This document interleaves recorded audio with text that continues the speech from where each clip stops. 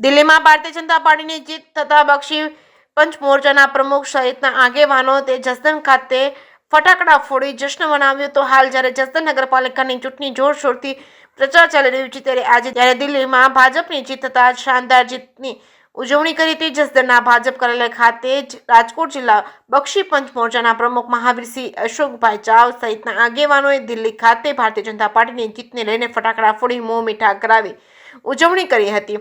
જે કેસની ગુજરાતી સાથે રસિક વિસાવડિયા જસદણ। આજરોજ દિલ્હી ખાતે માનનીય દેશના યશસ્વી વડાપ્રધાન શ્રી નરેન્દ્ર મોદી, કેન્દ્રના ગૃહમંત્રી અમિત શાહ અને જેપી નડ્ડા સાહેબના નેતૃત્વમાં દિલ્હીમાં 27 વર્ષ પછી જે ભારતનું કમબેક થયું છે ઐતિહાસિક 48 લીડના માધ્યમથી, એના દ્વારા આજે અમે રાજકોટ જિલ્લા બક્ષી પંચ મોરચા દ્વારા જસદણમાં એક જીતનું ભવ્ય આયોજન કરેલું હતું ફટાકડા ફોડી। જેમાં અમારા પ્રમુખ શ્રી નવીનભાઈ બાપુ, કમલેશભાઈ વરુ અને ભાજપના બક્ષી પંચ મોરચાના સર્વે કાર્યકરો જોડાણા હતા।